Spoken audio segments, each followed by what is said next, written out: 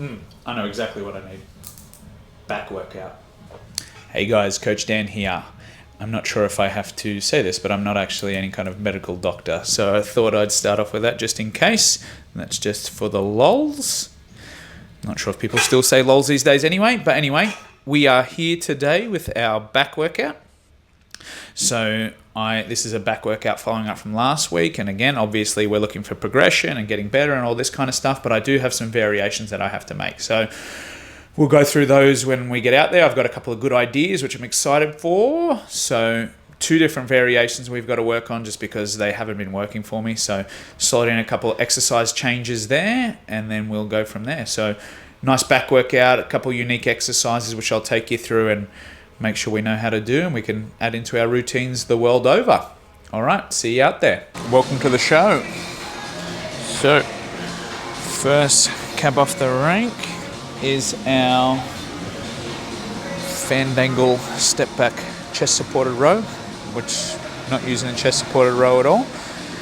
So this, again, if you have a chest supported row or a row machine that's not exactly suited to you and it allows for this, can be a good way to make it feel right for you.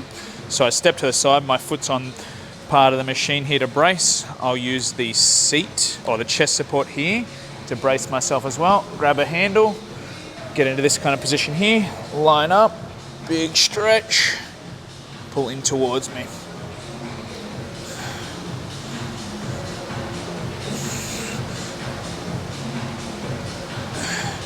Real nice, this one.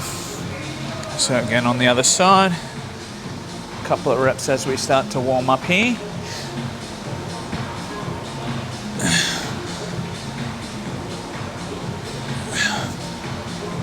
This is quite a good one because it kind of angles in and then comes out.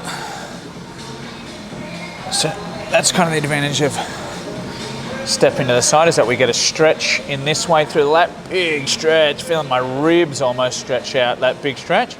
And as I pull, because I've stepped across, kind of lines up so I hit the arm nice and close to the body and hopefully bias this towards the lat as much as possible. So we've got 3 sets here, a couple of sets to warm up to the working weight. I'll do 10 to 15 reps. I know my weight from last week, so I'll progress upon that. And then we'll be smashing it out. Back day. Not mad about that. Legs are a bit jacked up from yesterday. Abs even. Pretty nice. All right, we'll check in for set 1. Just a quick thing that I thought about here, just as I'm warming up, is there is a disadvantage to this one, is that you have to kind of get the weight in position. So you'll see I have to kind of get in there, strap in, pull it back, find that position.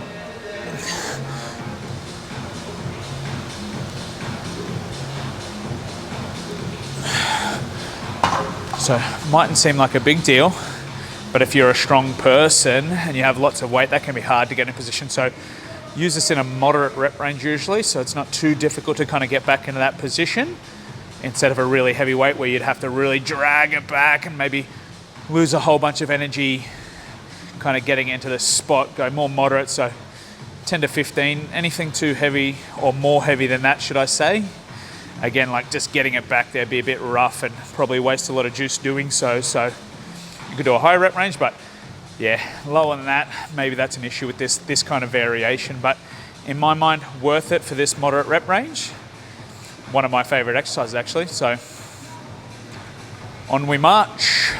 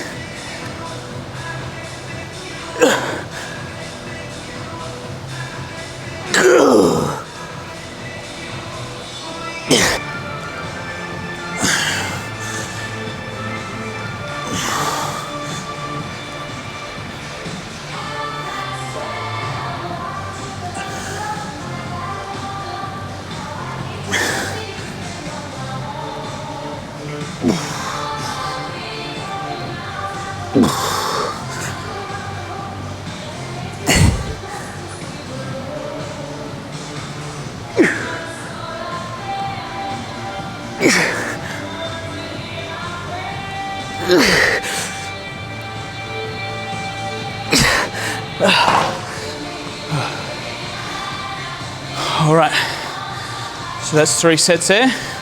Really nice. Don't feel afraid to vary a machine, move in a machine, as long as it makes sense for you. Coming to the side here for me really makes a big difference. So my width on this machine would have my arm go out to the side, and our lat kind of wraps in around towards the spine. So we kind of usually want to pull with the arm close to the body. As we start to go away from the body, there are other muscles that might contribute to that movement, like rear-delt and upper back. And if that was the purpose here, awesome.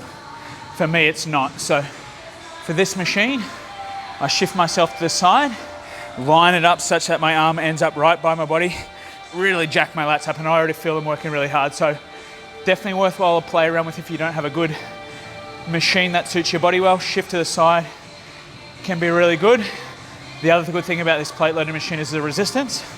Really hard at the bottom, and it gets easier through it, and that appears to be really worthwhile for muscle growth. So making it hard in the stretch and the lengthened position, easier in the short position has some merit. Doesn't always have to be that way, but there is some stuff leaning in that direction. Okay, let's move on to an exercise that I'm gonna have to play around with to get right. So I'll see you there in a sec. Okay, so here is my new Lat Prayer variation. The last couple of weeks I've been doing a barbell version, but I just have found that I'm not feeling the lats heaps. I'm not getting a great stimulus where I want it. By the end of the set, I feel my chest a whole bunch, tricep a whole bunch, lats not as much. So I'm gonna give this one a whirl. This setup, again, it'll take a little bit of getting used to, but essentially I want the bench far enough away from this that I can get a nice stretch back here. I want this at a height where my hands are pretty much fully extended, so I know it's hard at the beginning because the cable will be resisting me going back that way.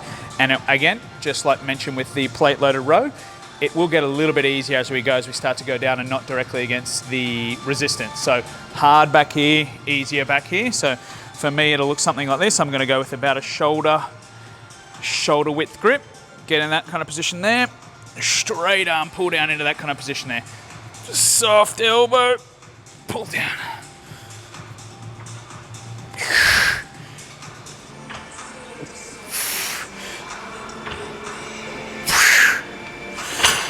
So that's my new lat pull-down variation, or lat prayer variation, should I say. You might have done one before where you're standing like this. Again, the seat just gives me some extra stability, which I like. But again, there's been some fuck around to figure this out. Hopefully, this will be my new variation for this movement. I can work this one going forward. Fingers crossed. I'll find my working weight and then we'll be into it.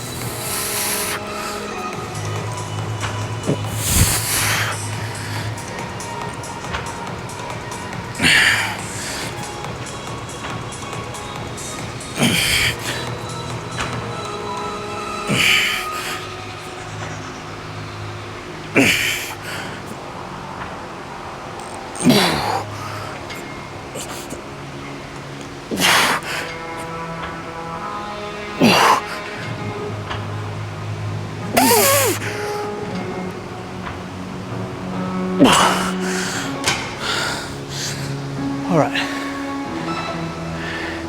Might have legs in it, that one. Again, got to fiddle around with it, find the right position of our bench. Your cable machine has to have one of these bars that can attach to both sides. But that could be a good variation.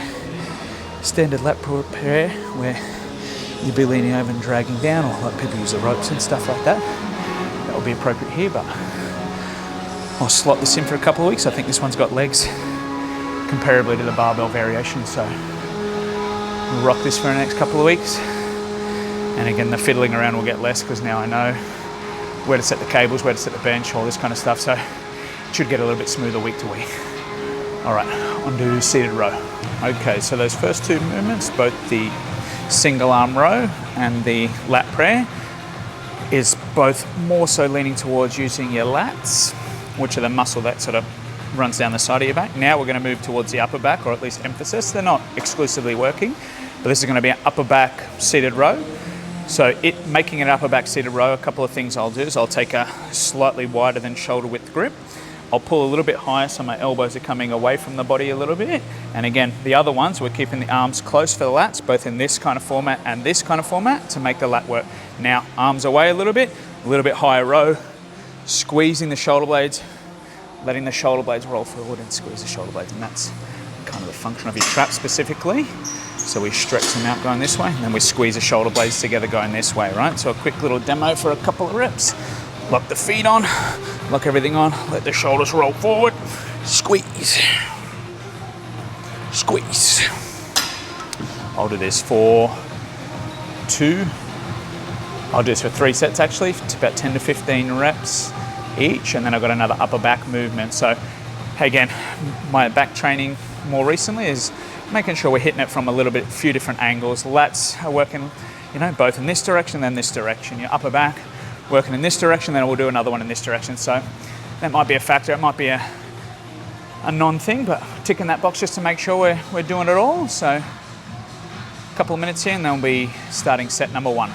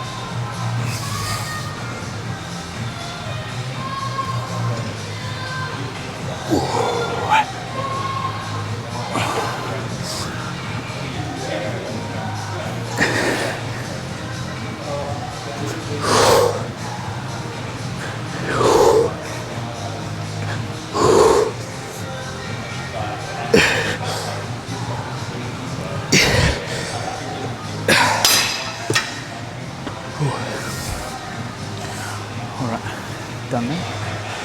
So 2 heavier sets and drop the weight back down on that one. Whew. Let's go on to the next one. All right, so this exercise came to me in a dream one day. So let's see how it goes. Nah, I'm just kidding. I've been doing a variation of this on a standard cable machine, but the weight stack was not high enough. So with a lat pull down, we've got an adjustable bench sitting a little bit further away. So the goal for this one is, with that previous row move, the seated version, we're kind of coming from this position here. Now we're trying to come from a slightly higher position to kind of think about the shoulder blades squeezing together. We're trying to squeeze them down and together to get that function of the shoulder blades work. So this has taken a bit of fuckery to set up, but the potential is pretty high. So again, we have to get the seat in the right position and get this all set up. And we might have to stabilize that bench a little bit as well. So I might have to get a couple of weight plates for the bench. But yeah, the goal for this variation here is to have it such that we're pulling, you know, if this is a horizontal pull and this is a vertical pull, this is kind of coming from halfway between-ish. And this is my contraption. So I'm gonna have to stock this bench up a little bit because it just fucking flipped me there. So I'll stock it up, have another go. I've got a fancy attachment here that, again, with this chest padding, some of the attachments you might pull into it, might get in the way, but let's keep fucking around and see if we can't figure it out.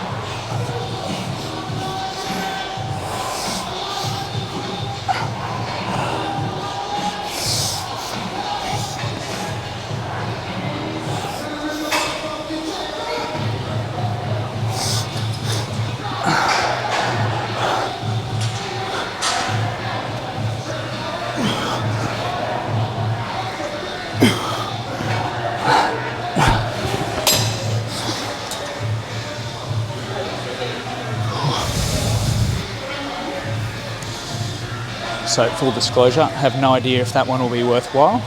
Setup is a massive fuck around, but it feels pretty good. I am leaning towards keeping it because I do think there is some merit there. So hopefully each week I do it as well. There'll be less fuckery. We'll get to this position a little quicker and the setup won't be so shit. So keep it for now. Yeah, the weighting on here is better. The bench moves around a lot, so all that stuff's got to be figured out, but maybe in a couple of weeks I'll have that all set and be ready to rock and roll.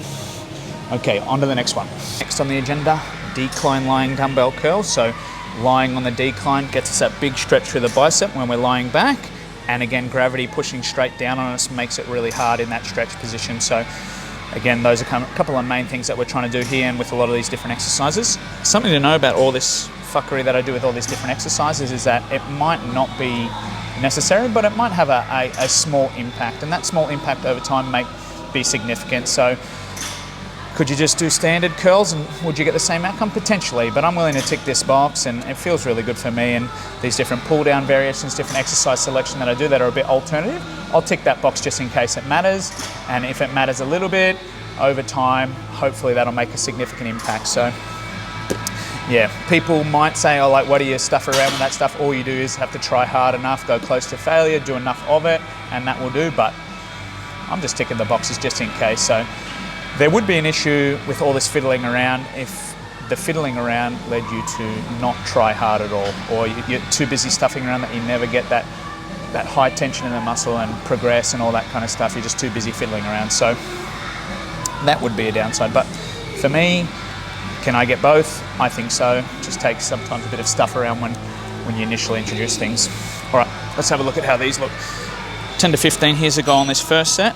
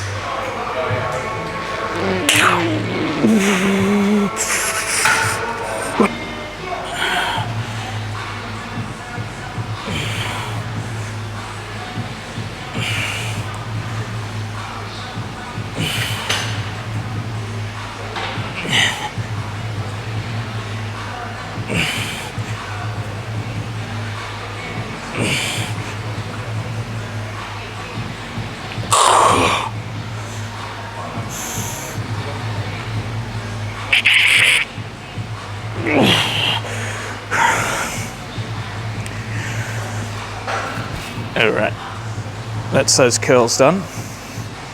So a good way to know if that an exercise like this is worth your time is try it.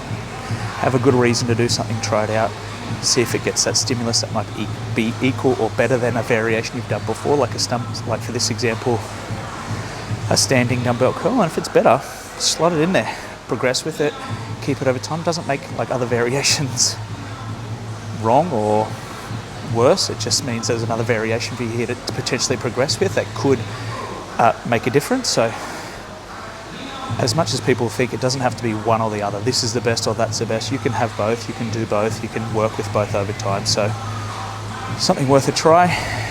All right, a couple more exercises to go and we out. Kept picking the biceps off with this lying curl variation. Maybe I just like lying, but there is some merit to it. Just lets your back chill out a bit. I did some good mornings yesterday, so in that sense, letting your back chill out a little bit's a good thing. Keeps you stable, lets you just go to town on the bicep. So I think there's merit there. Definitely worth a try again. Doesn't take too much fiddling around, just finding the height, finding the bench position, all that kind of stuff. So laybacks like so. Again, I've set the bench a little bit the cable height a little bit lower than the bench height. It means it's pulling me down that way, so making it as hard as possible in the beginning. And a simple curl. So height's important here, because it might give you a little tickle. So you've got to set that height correctly so it doesn't smash into yourself. 2 sets here to cap the volume for my biceps off. I'm going to increase from last week because I got all the way up to sets of 20. So lying curl bar curl. I like this one. This is probably any of the cable curl variations where the arm is by your side or in front. This is probably my favourite one versus like a standing one like this. Again, just stability. I can put it a little bit down, making it hard at the beginning. So 2 sets here to cap off bicep volume. Trying to work on arms is a little bit of a emphasis for this program. So 7 direct sets and then all the other back movements also chip in. All right, a couple minutes, we'll smash it out.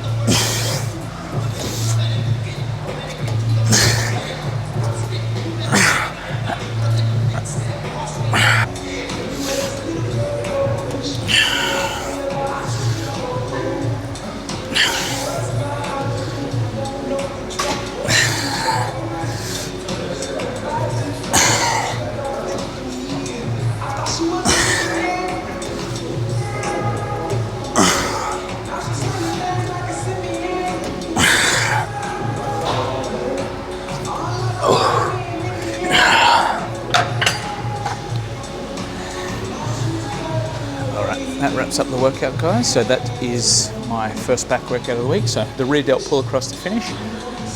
I set it a little bit above shoulder height, sort of come a little bit high to low, but I think this can be done anywhere from horizontally up to, you know, your arm hitting yourself in your head. So, and maybe you should be doing that over time. Go from like any of these kind of angles. So kind of make sure we work the rear delt across the board. And yeah, I did 5 sets there, 10 to 20 reps. All felt pretty good. So that's the workout. Checking it home for a recap of the whole workout. Okay, that's a wrap on the workout, guys. Pretty enjoyable one. A couple things I fiddled with as usual that I found to be really effective. Some stuff, time will tell. So again, the overarching message from today is you don't have to fuck around with every little thing, but I find it fun and potentially it might have a minor effect or be neutral. So if you are fiddling around with things such that you're not paying attention to the big rocks, which are training hard enough, doing enough of that training, being consistent, all these kinds of things, and yeah, the fiddling around might not be worth your time. It's just a bit of a waste in the end. So we've got to tick those big boxes first, but once you've got that, yeah, fiddle around with exercises, make them work for you. So yeah, something to keep in mind is I just note down when I do these new things, and then as time goes on, I go, oh, have I noticed any significant change or change at all? And if yes is the answer, then it's probably worth keeping around. If no is the answer, then it could go either way. So yeah, still some working out to do, but that was a fun one. Hope you guys enjoyed that. As always, if you like this kind of content and you like the full vlog of the workout, let me know. If you want a little bit of different structure, let me know. I'm really open to what it is that the people want. So remember, as always, we're about progress over perfection here. Coach Dan, signing off.